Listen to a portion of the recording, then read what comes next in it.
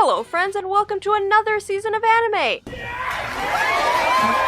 After my very late review and general thoughts on Wandering Priority, I figured I'd start the new season before it's long over. Yay for being an overworked cog in the machine! A while back I tried reading the Higehiro manga and I couldn't get past the first chapter. So now I've watched the anime and I have more thoughts. Roll intro.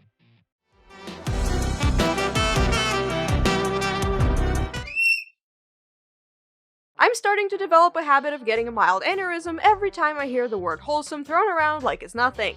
Every series that has a female and a male lead gets labeled as wholesome. So, to nobody's surprise, Higehiro also got called wholesome by some, and borderline pedophilic by others. I'm gonna call Child Protective Services! So, why do many viewers see this series as wholesome? Well, for one, it depicts a sort of father-daughter relationship in the vein of Hinamatsuri or Usagi Drop. Although to me, it's more like the end of Usagi Drop than the beginning, if you know what I mean. Add 3/4 of a cup of bleach with the detergent. But let's not think about that right now. Yoshida has asked his boss Gotou out for dinner, hoping to confess that he's been in love with her for 5 years. And maybe try to figure out her bra size too. But unfortunately for him, he gets rejected the worst way possible. She tells him, "I already have a boyfriend." Oh my god! It's, you know, just a step up from or worse. You're like my brother.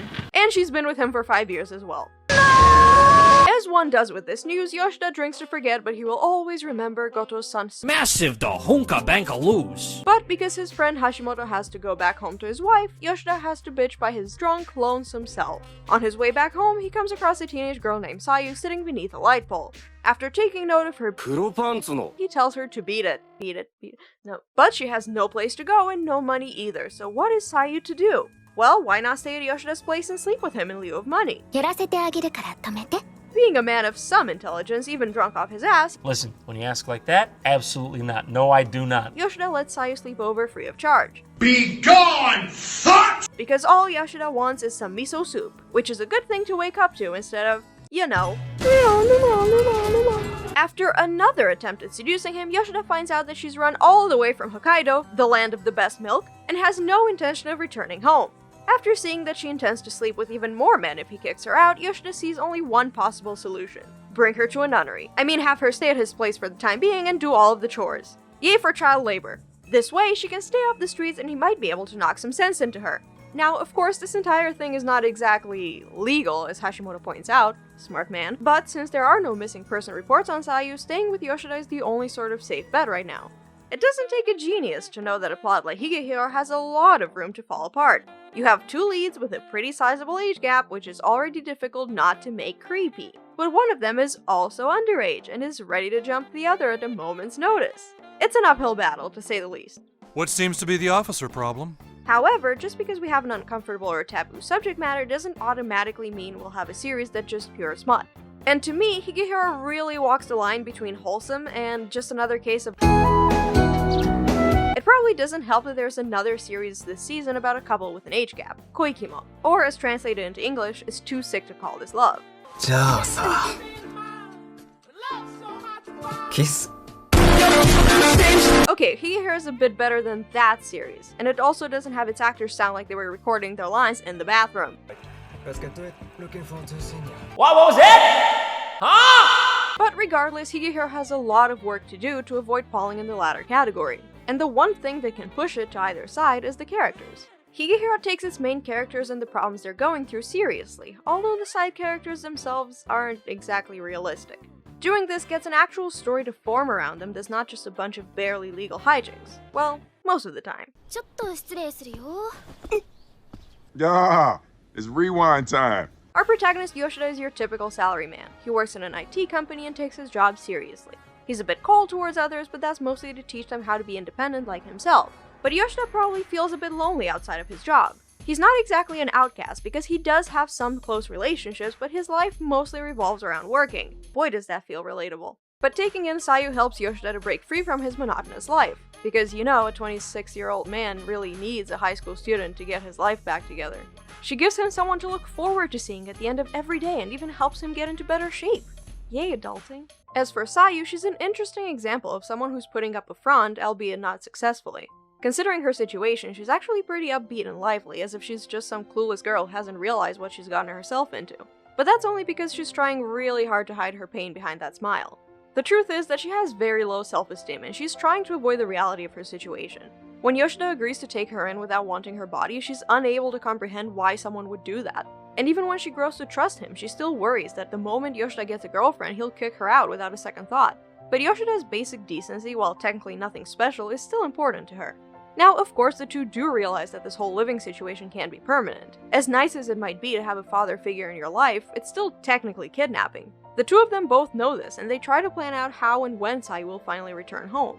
I would also argue that Sayu herself is a very wholesome person despite offering up her body to men in exchange for helping hide a fugitive. In terms of our leads, we can safely say that Higehiro is off to a pretty alright start.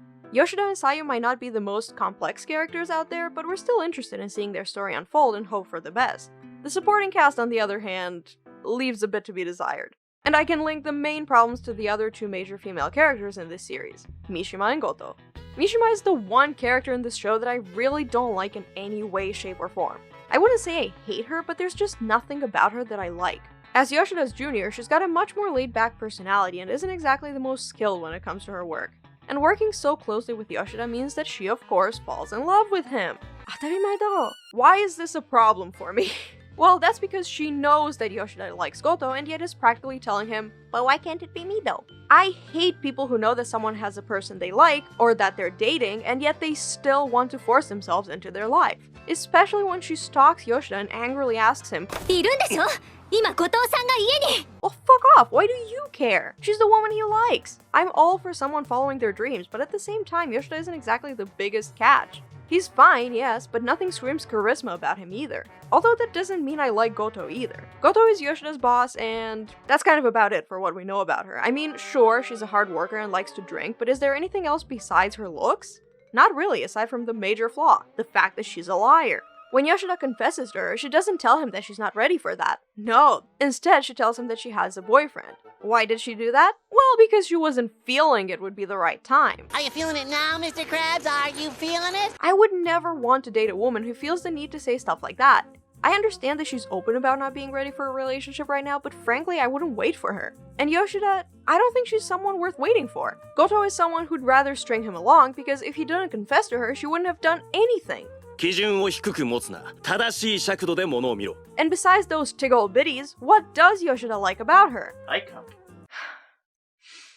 Sorry. Aside from those two, we do at least get two other decent characters.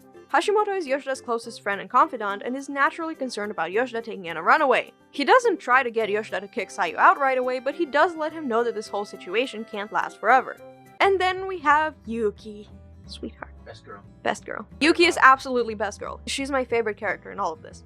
If you want to know how to make a good extroverted friend, this is how you do it. Yuki is extremely outgoing, loud, and might be a bit out there for most people, but she isn't your run-of-the-mill gyaru. She's actually pretty smart and easy to get along with, quickly forming a close bond with Sayu and becoming protective of her. When she meets Yoshida, she quickly sees through their not-so-clever lie, and she quickly befriends him as well. I also appreciate the fact that she's a gyaru more for attention and she slips into her regular speech when she gets excited. But here's the million-dollar question. Would I consider this show to be wholesome? That's a little bit difficult to answer because like I said before, Higehiro is really teetering over the edge. For everything this show does right, it also does something a bit questionable, or a bit more. Higehiro doesn't gloss over the issue of Sayu being a runaway, but it doesn't do as good of a job with handling it as I hoped it would. Each of the characters are understandably weirded out by the situation. They know what Yoshida is doing is illegal, and they tell him that Sayu will need to leave, but they don't really try and figure out a solution. With Hashimoto and Yuki, this is a little bit more believable. Hashimoto is around Yoshida's age and he has a wife.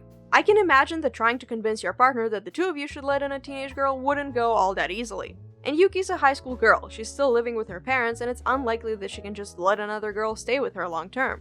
But what about Gotou and Mishima? They might know that Yoshida doesn't have bad intentions with Sayu, but why don't they try to take Sayu in themselves? It wouldn't make what they're doing exactly legal either, but it would make the situation a little less suspicious than having her stay with a man. 俺は巨乳のお姉さん以外は無理だ。 Speaking of Gotou and Mishima, one of their other purposes in Higehiro is to turn the show into yet another harem. Whether you like harem shows or not is up to your personal preference. Personally, I think most of them are just an excuse to string the love confession for as long as it possibly can. And also fighting over the best girl. But those shows specifically have the benefit of being romantic comedies. In Higehiro's case, however, I don't think Yoshida trying to figure out who he loves should take up half of the show's focus, especially when neither woman is really a good match for him. Minor spoilers ahead, but soon enough we'll have another woman that ends up joining this love quadrilateral. Woohoo. Now, let's address the elephant in the room, Yoshida. Is he wholesome? I'd argue no, but he's not a predator either. He's only 26, so in my opinion, he's just someone who doesn't really think things through. He takes Sayu in while he's drunk, essentially chanting in his head, Do not diddle kids, it's no good diddling kids. It's clear in his mind that what he's doing isn't entirely right, but some inner sense of can-do drives him to try to be a hero anyway. Look at me, I'm Batman. Although what that motivation is hasn't really been explained yet, which is definitely a strike against his character. He constantly says he's going to knock some sense into Sayu, but sir, you need to have some sense knocked into you. You are in no position to preach. I hate this asshole, but what he said right here was the truth. Truth with an F. いちいちあんたみたいな正義感オナニー野郎に絡まれるんだと思うと下半身も萎えますよ。 What does that have to do with anything? No. He's got a point. However, the part of the series that confuses me the most is its use of fanservice. Now, in case you were somehow unaware, fanservice isn't exactly some new concept. We've all seen our fair share of it, and usually I don't really care. But that opinion changes when we have a series where things are supposed to be taken a bit more seriously, such as this one. Knowing the subject matter is not exactly a surprise that we see skin in this show. Like in a surprisingly graphic scene where Sayu is with one of the previous men she stayed with. It's not meant to be erotic. In fact, it's really depressing to watch, especially when you see how Sayu is trying to tune everything out around her. But then we'll get panty and boob shots that really don't have much purpose outside of, you know. And this problem is really evident in what should be one of the series' most powerful scenes. The one where Sayu is practically forcing herself onto Yoshida, demanding to know why he doesn't want to sleep with her like so many other men have before. Seeing Sayu break down and almost on the verge of tears is heartbreaking to watch, but every now and then the camera will break away from the two of them and instead linger on Sayu's butt or boobs when there's really no need for it. Because of this, it makes me ask myself, how does Higehiro want us to see this scene? As hard-hitting and powerful, or just another bit of fan service? I don't know, but stuff like this is really distracting from whatever message it is they're trying to tell us.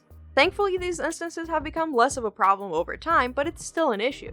If there is one saving grace that stops Higehiro from being just another harem show or generic rom-com, it would be the conversations its characters have. Even though most of the characters don't act in the most realistic ways, they at least talk about their problems and feelings to each other rather than wait around and worry about it for episodes on end. While Sayu's conversations with Yoshida are good, the ones she has with the other women in this series are infinitely more wholesome to me. And interestingly enough, one of the best examples of this is when she has a private moment with Gotou. They're both way more honest with each other than they are with Yoshida, and Gotou actually gets Sayu to open up and talk about what's been plaguing her. She does her best to empathize with Sayu's problem and gets her to realize what she should do.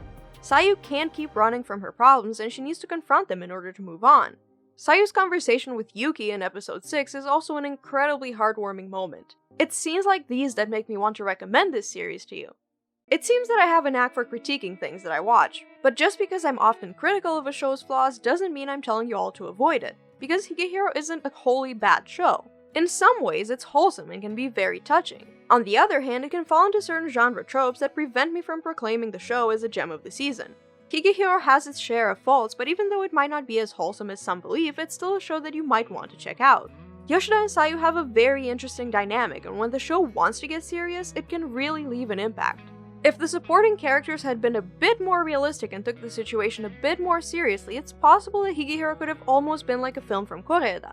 It looks into a part of Japanese society that doesn't always get the attention it deserves, and while it's often funny, it also doesn't shy away from the dark subject matter. We're 6 episodes in, so while there's still a chance for things to come apart, we might still be able to see this show succeed. If Higehiro sticks to Sayu's growth and maybe dive a little bit deeper into why Yoshida is doing all of this, it might help the show out in the long run. Let me know what you think. See you all next time. Bye!